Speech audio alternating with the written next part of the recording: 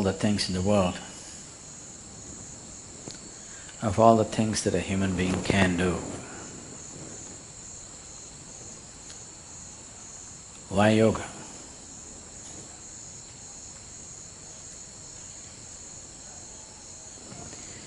Everything that human beings can do is essentially an expression of who they are. Somebody sings a song, somebody dances, somebody writes a book, somebody paints a picture. Whatever else we do is an expression of who you are. You may be conscious of it, you may be unconscious of it, but still everything that you say, everything that you do, everything that comes out of you is essentially an expression of who you are.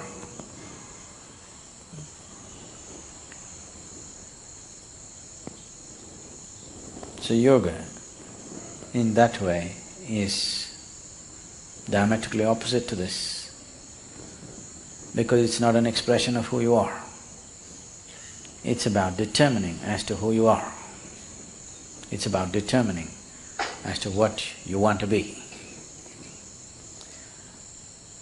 Changing the very fundamentals of one's existence.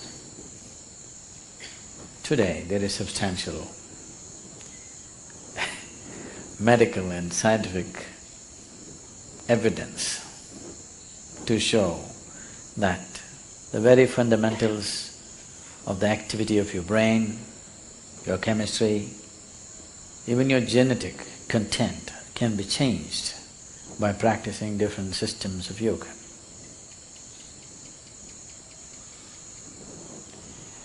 This needed no confirmation because we've always witnessed this. But today there is scientific data to prove this. So this is not an expression of who you are, this is about determining the nature of who you wish to be, changing the fundamental ingredients which has made you who you are. So yoga as a system needs much more involvement than any other things that any other forms of things that we do, which are merely an expression of who we are. If you find full expression through any particular activity, it may also leave you somewhat transformed. If you cook with all your heart, some transformation may happen. Yes, taking care of a cow can change your life, you know. If you sing with all your heart, some transformation may happen. If you dance with all your heart, some transformation may happen. But that is only a certain impact that is happening because of absolute involvement in a particular activity. But essentially that activity by nature is an expression of who you are. It is not determining the nature of who you are. So when we transform our activity, not as an expression of who we are, because who wants to find expression like this in the morning? Definitely not, isn't it? So, it is not an expression, it is a method, it is a means, it's a technology through which you can change the shape of who you are. Literally also, otherwise also. You can change the very shape of who you really are right now. That can be transformed. Because who you are right now as a person is a combination of things.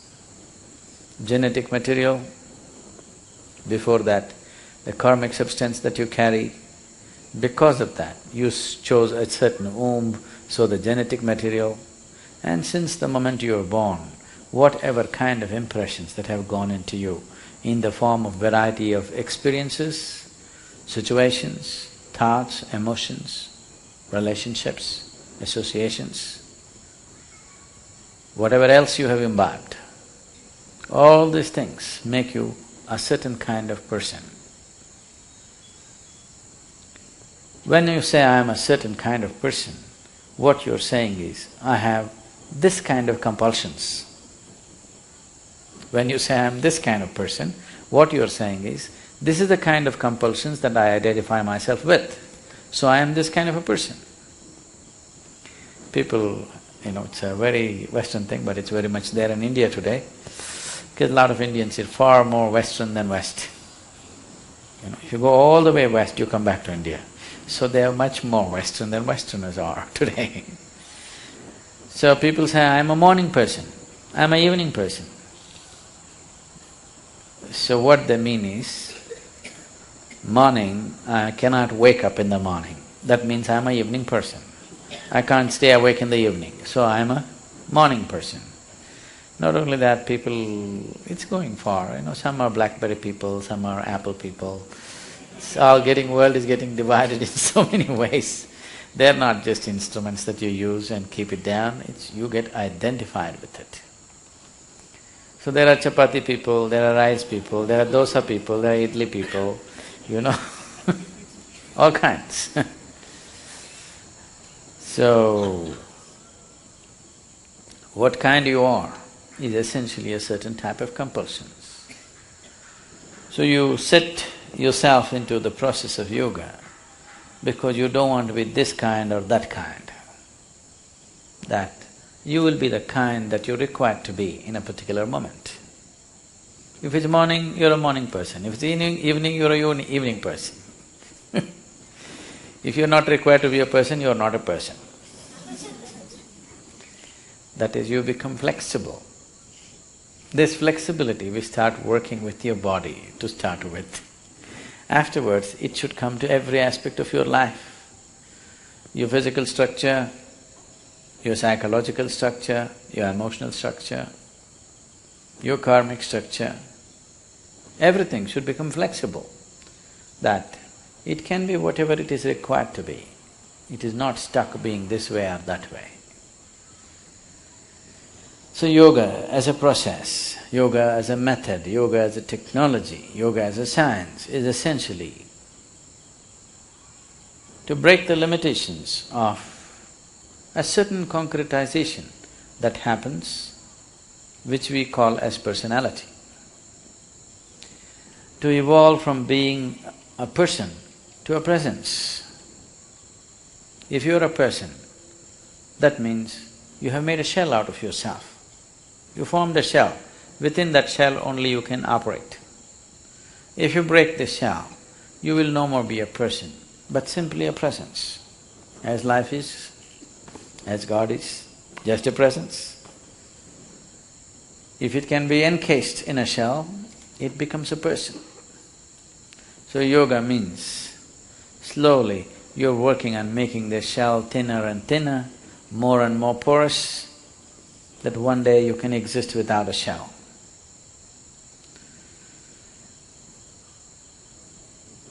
So essentially, in your experience, yoga means morning.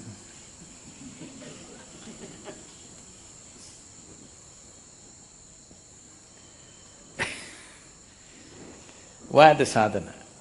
The way it is all aspects of physicality are cyclical in the universe. Planets are going around the sun, the solar system are moving, everything in the galaxy, in the cosmos is cyclical. The more and more you're identified with your physical system, the more and more cyclical you are also. Your experiences are cyclical, the process of life is cyclical. If you watch carefully enough, even the situations that you face in your life come in cycles. So yoga means, on one level, to break the cycle of life. What is a circle right now, we want to open it up and make it a straight line. Because if you're going in circles, if I say you're going in circles, what does it mean to you? You're not going anywhere. It just gives you an impression that you're going somewhere, but you're not really going anywhere, you're going through the same thing again and again. So yoga means to open up the circle and stretch it out like a straight line, that if you follow the line, you go somewhere, you're not going round and round. Many of you may have already experimented and noticed. If you have not, do not experiment, because I'll give you the results of the experiment right now. You might have been doing sadhana for 2 years, 3 years, 5 years. Stop your sadhana for 3 months.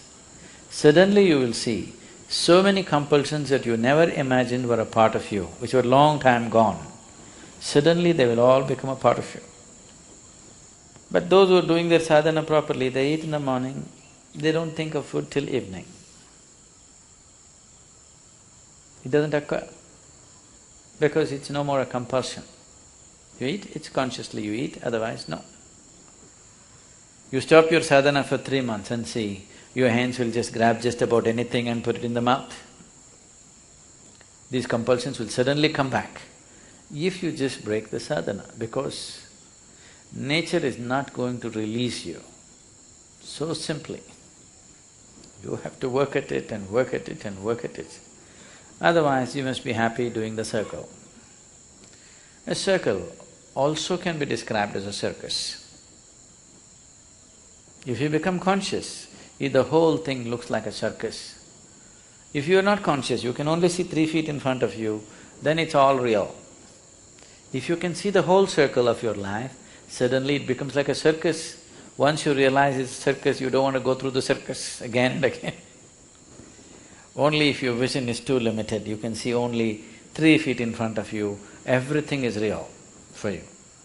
If you open up and see the whole circle, the way you're going, it looks like a circus, and definitely you don't want it to continue forever, you want to do something about it. So these cycles, these repetitive cycles of compulsiveness is coming because there are various types of memories in the system. Memories, karmic memories, information essentially means memory, isn't it? You understand what I'm saying? Any information means memory, isn't it? How do you carry information? Only by memory, there is no other way. Either in your head or in a chip or in a computer, it doesn't matter, you can carry information only by memory. There is no other way, any information can stay anywhere. So there's a huge volume of memory, karmic memory, genetic memory, mental and psychological memory, every kind. If this memory was not there, your body wouldn't even take a form. Your body knows that it has to take this form. When you were in your mother's womb, so many billions of people on the planet, everybody took this form. 2 legs, 2 hands, 2 eyes, like this. If the memory was not there, we do not know what form it would have taken. It never ever happened that a woman delivered an elephant or an insect or something else. It never ever happened because there is memory. If the memory is not there, this could have taken on any form. So you have retained your physical form the way it is only because of memory. Memory means past, yes? Memory means always that which is past. If memory is the only thing, if information that you carry, which is memory, is the only thing which determines the nature of who you are right now, that means you are past, or life is past you. There is no real life, it's just a play of memory. If you go and watch a cinema, Rajinikanth. If the cinema happens, it's so big and so real, more real than the real. It becomes a bigger reality than reality because it's so exaggerated. But all this is just memory being played out. It's recorded in a film or a digital format or whichever way. It's just memory, it's already over. So even in your mind, your thoughts, your emotions, your compulsions as to what you like, what you don't like, whom you don't love, this is all by memory, isn't it? It's already past. Yesterday you loved somebody, with that memory you're living today. Yesterday you disliked somebody, with that memory you're living today. So you're trying to live that which is over. If you try to live that which is over, that which is will bypass you. So yoga means to liberate yourself from that information which determines who I am right now. That information which determines the color of my skin, that information which determines the shape of my body, that information should not determine how I think, how I feel, how I experience my life, but unfortunately it is. So if you become like this, that information does not determine how you are right now, then you are moving into yoga. Sadhguru, I have been practicing Shambhavi Mahamudra and Shakti Chandra Kriya for the past 1.5 years. Health-wise, emotionally and physically, I feel the same as before. How am I breaking my limitations and approaching liberation? What's the last part of the question? How am I breaking my limitations and approaching liberation? Oh. So is it working? That's a question.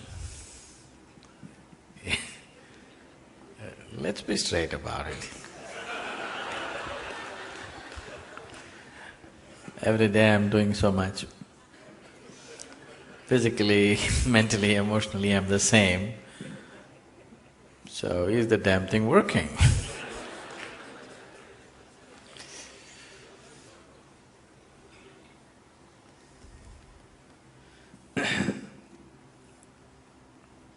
Let me tell you, I don't know whether it'll work or not. All I know is, it's worked miraculously for me. And I know this much, if it could work for me, it could work for anybody, because I was the last on the line.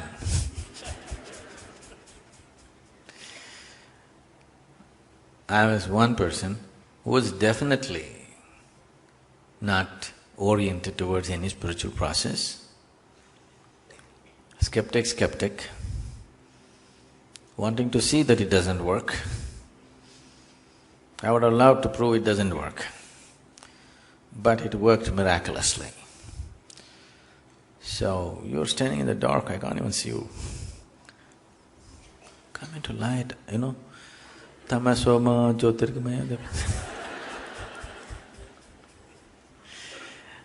So, for 1.5 years, if every day, if you're investing time in terms of Shambhavi and Shakti Chalana Kriya, together at least 1 hour minimum, let me tell you this, no human being can simply continue to do something eyes closed 1 hour a day if it is not doing anything. You cannot do it. Unless in the name of meditation you learn to dream with your eyes closed. But now I don't give you such opportunity because you have to do something. The doing nothing, I don't trust you beyond 15 minutes.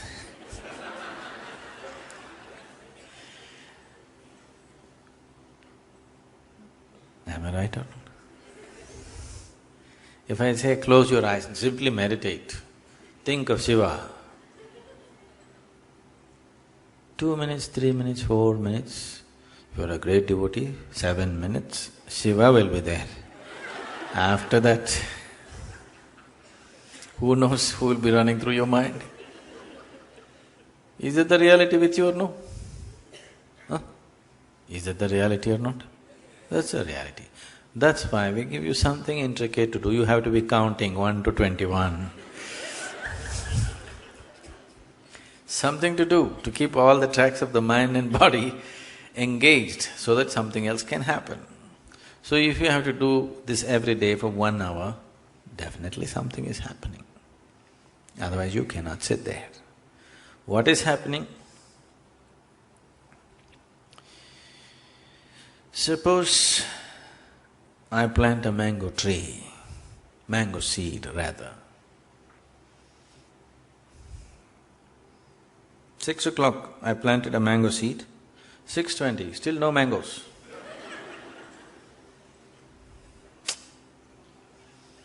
Seven o'clock, no mangoes. So, every day if I do this, definitely in a month or two, I'll give up. This damn tree is not going to yield any mangoes. Definitely will not yield in the kind of time span you're looking at. So, it's unfortunate that a large number of people in the world take to spiritual process because they have backache or headache or some other problem. This relief from backache, headache, this ache, that ache is only a side effect. The healthiest and the best bodies and the best minds in the world should take up spiritual process, not the sick and the weak and the crawling ones. Yes, they also need it, that's different. But the best physical and mental those people who are in the best possible physical and mental condition, they are the ones who should take to it, because it will yield best result for them. But of course, today, if anything has to happen or if anything is true, it must be measured. Some scientist must measure it, some doctor must measure it, otherwise it's not there. Has any doctor told you whether you're really alive or dead? I'm asking you. At one time it happened to me that they certified me dead. Do you know? You don't know this? Somebody certified me dead, or they offered me another option, brain dead. If this is being dead, or even if this is being brain dead, I don't mind really, it's quite nice. So, because of this kind of dependence upon things, that something else has to tell us whether we are okay or not. Something else has to tell us, an instrument which is created by human beings have to tell us whether something is happening within us or not. Because of this kind of thing, all other aspects of spiritual process have been completely neglected. Is your heart rate coming down? Is your blood pressure going down? Is this happening? This is the nonsense that people are interested in. This will be the last thing. Anyway, for you, there is scientific evidence now. That is, University of California,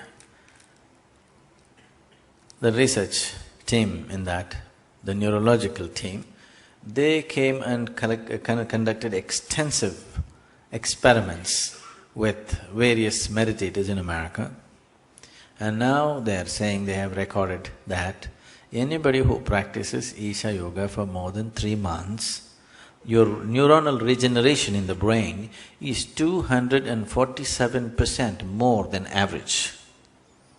That means your brain is growing. Do you notice that?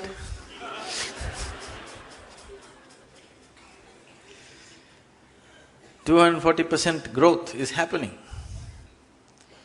Generally, as you age, your brain will deplete. So if you're just doing simple Isha Yoga, your brain is actually growing. It's way more than the depletion. So please make some room in the skull. Could you not…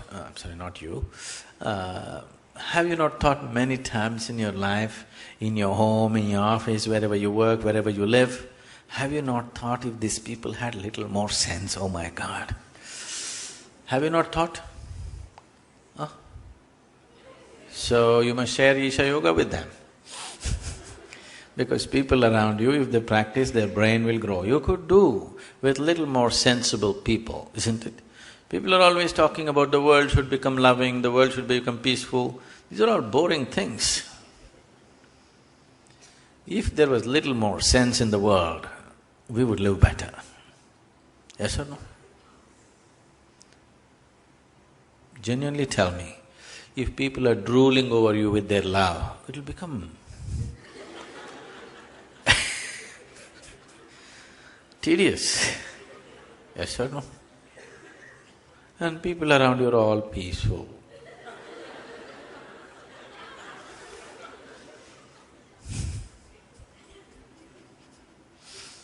Unbearable. People around you are sensible, they know what to do in a given situation. That's what you want, isn't it? See?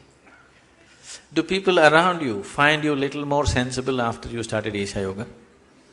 Are they saying this? No? No brain? Is anybody saying this to you? You seem to be little smarter than before. No? For you, sir? Did anybody say that to you? Nobody said? Okay.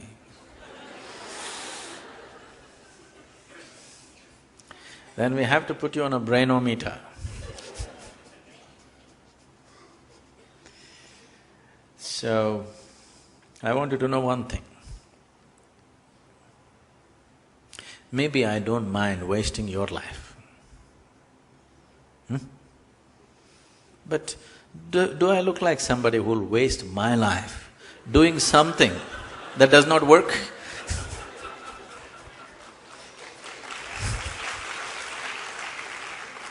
It works.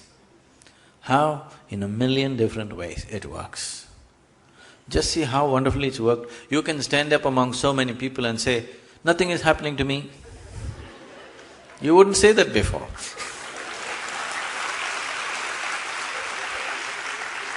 This is not a small step, isn't it? It's not a small step, isn't it? In Mumbai, somebody come up and say, "It's not working."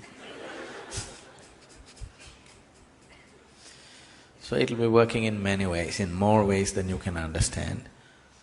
Just keep it up. One day, mango will fall on your head. Keep watering it.